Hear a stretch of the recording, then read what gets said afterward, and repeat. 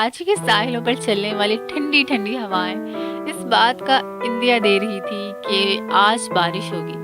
Harry ساری زندگی ترکی میں ہی رہا تھا اور اسے کراچی کے عجیب و غریب موسم کی عادت نہ تھی۔ 17 سال کی عمر میں ہی ہیری ایک دلکش اور قد آور نوجوان ہو چکا تھا۔ ترکی سے آئے آج پورے 2 ماہ ہو چکے تھے اور نائرہ کا کچھ پتہ نہ تھا۔ نائرہ ہیری کی بچپن کی منگیتر تھی۔ پہلے تو ہمیشہ نائرہ ہیری اور اس کے گھر والوں کے آنے سے پہلے ہی گھر میں موجود ہوتی اور ان کے آنے کا کافی اہتمام کرتی، مگر 2 ماہ ہونے کو تھے۔ نائرہ کے والد یعنی کہ ہیری کے چچا اور چچی ان کی فیملی کا کچھ پتہ نہ تھا۔ ہیری اب کافی پریشان رہنے لگا۔ نائرہ کو وہ روزانہ بلا تعطل یاد کرتا تھا۔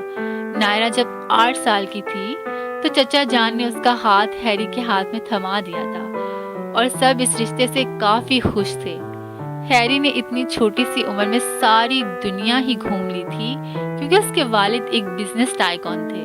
دنیا کے ہر کونے میں سیر و تفریح کے بعد بھی اسے نائرہ جیسی کوئی صورت بھلی نہ لگی۔ وہ نائرہ سے ایسا مانوس تھا کہ اٹلی کے شہر وینس میں ملنے والی ہیزل جو ہیری کے لیے جان دینے پر آمادہ ہو چکی تھی، وہ بھی اس کی اور نائرہ کے بیچ نہ آ پائی۔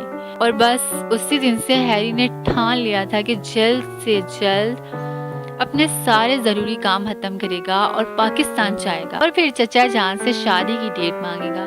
ہیری کا دل ہمیشہ اس بات سے ڈرتا کہ اس کی نائرہ اس سے دور نہ ہو جائے۔ 2003 میں پیدا ہونے والے خوب روح ہیری کی سوچ رشتوں کے معاملے میں انتہائی پرانی تھی۔ وہ 1960 کی فلمی ہیرو کی طرح بس ایک لڑکی کو ہی اپنے دل، اپنی زندگی میں جگہ دینے کا قائل تھا۔ ہم سب کزنز اس کا بہت مذاق اڑاتے تھے اس بات پر کہ ایسا ہو ہی نہیں سکتا کہ تمہاری زندگی میں نائرہ کے علاوہ کوئی لڑکی نہیں ہے، مگر ہیری بڑی سچائی اور بہادری سے بارہا اس بات کا اقرار کرتا کہ وہ آج کل کے مردوں میں سے نہیں ہے۔ نائرہ کا بھائی یوسف یہ سارا قصہ اوزیک کو بتاتے ہوئے آپ دیدہ ہو گیا۔ اوزیک بن خالد یوسف کا پڑوسی تھا اور نائرہ کے ساتھ یونیورسٹی میں پڑھتا تھا۔ نائرہ مصر میں رہتی تھی اور اپنی فیملی کے ساتھ ہر سال پاکستان جاتی تھی، مگر اس سال ایک ایکسیڈنٹ میں اس کی یادداشت چلی گئی تھی۔